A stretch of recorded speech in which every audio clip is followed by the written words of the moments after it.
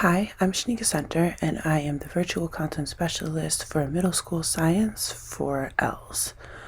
This is the third video on building student agency, and this topic is applied to the lessons for 8th grade science the week of 3/15. The content of this video was inspired by the guidance provided by the Division of Multilingual Learners, and this slide can be found on your slides 8 or 9. So this is going to be a really short video.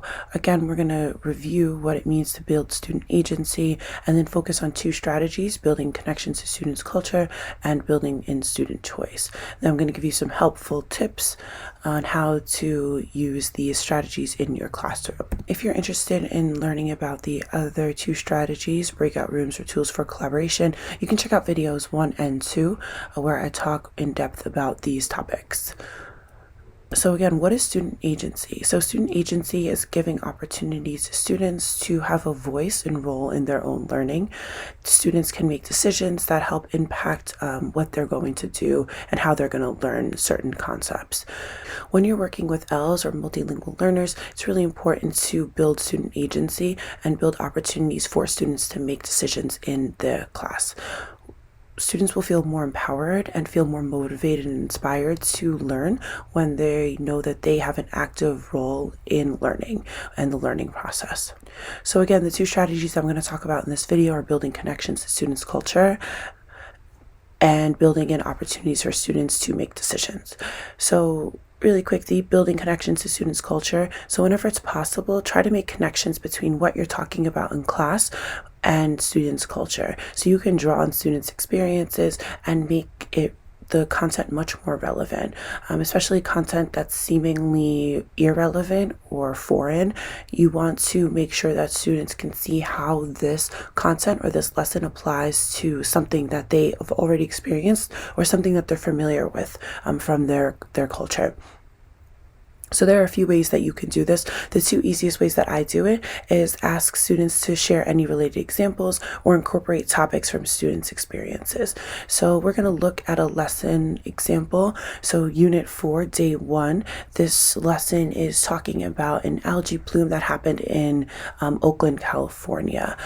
So rather than using this example, which is a really great example, you could actually find, if you know you have a lot of students from Latin America, you can look up an example of the algae bloom in Latin America and how that's impacting communities there. To my students, I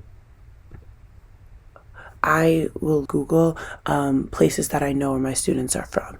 So this was an article that I looked up before I created this video, and I found all of these instances of algae bloom in different coastal areas in Latin America. So this one actually is a video interviewing a mussel farmer and his experience with algae blooms.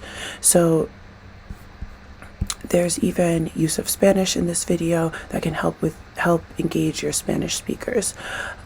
Again, you're not going to be able to find or incorporate an example from every student's culture into every single lesson, but creating these cultural connections should be a regular occurrence in your classroom. Another simple way to incorporate students' culture is just asking students to share any related examples. So if you're talking about algae bloom, a lot of students love going to the beach, they love going to the water.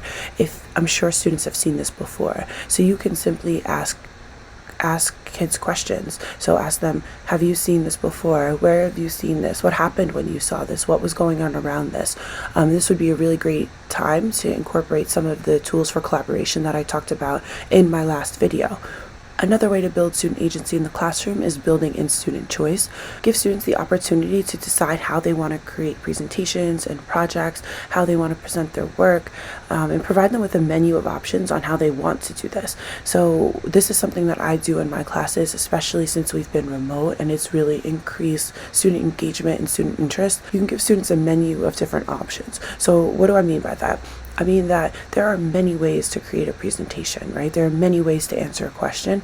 And if you want to extend it to make it more of a project, students can answer their question on a slides presentation. They can answer their question in a video. They can answer their question in a brochure. They can create a comic strip. There's so many things that students can do. But it is also really important that you create a checklist for students so they're able to monitor their work and ensure that whatever project they pick still has all of the components that you require as a teacher. Ideally, you would want to create this checklist with students so they're more engaged in what actually has to be in the work, and increases the level of thinking and rigor in the assignment.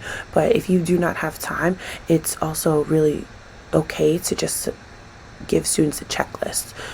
So you can see for this checklist, there are different pieces of evidence that students need to include, different resources, different types of explanations that they need to include in order to complete this project.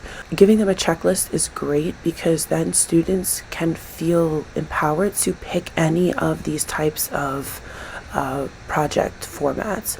So if they want to create a PowerPoint presentation or a children's book, they can do that. They just know that they have to include these elements to get a high grade on their project. So I'm pulling this example from Unit 3, Day 74, and this was final think tank discussion claim that students were creating. So this format is a really basic, simple format that students can use to answer this question. And of course, for the sake of time, this would probably be the quickest way to have students engage in this work. But if you wanted to extend this project a little bit longer and you wanted to give students more choice and liberty to be creative, you could pick one of these forms of presentations and students can still answer the same exact questions. However, this time it would be in the form of a slides presentation or a comic strip. So really quickly before we wrap up, here are 3 tips that can help ensure that this process or incorporation of these strategies goes smoothly. So when you are including students' background or culture into the content, make the connections clear. If there aren't any clear examples or clear connections between the content and students' culture, don't force it. That's just going to make students more confused and possibly lead on a tangent that is not actually related to the content or objectives you're trying to meet. Tip 2, provide students with examples. So when you are giving them an option or menu choice for their project selection, make sure you're including examples so students know exactly what you're looking for. You can make up these examples yourself, or I've even had success in the past pulling different presentation topics but the same form. And again, as always, add additional scaffolds. You can add sentence starters, text frames to support students even more when you're creating when they're creating their projects. When you want students to create a slides presentation, you can give them a template and have them fill in certain components of the template to give them more support. But again, take scaffolds away. If students aren't using them, if they show that they don't need them, don't continue to give them scaffolds. Help progress their learning by having them learn more independently. So I hope you enjoyed this video. If you have any questions, comments, or concerns, you can email me at scenter@schools.newyorkcity.gov, and I look forward to seeing you in next week's videos.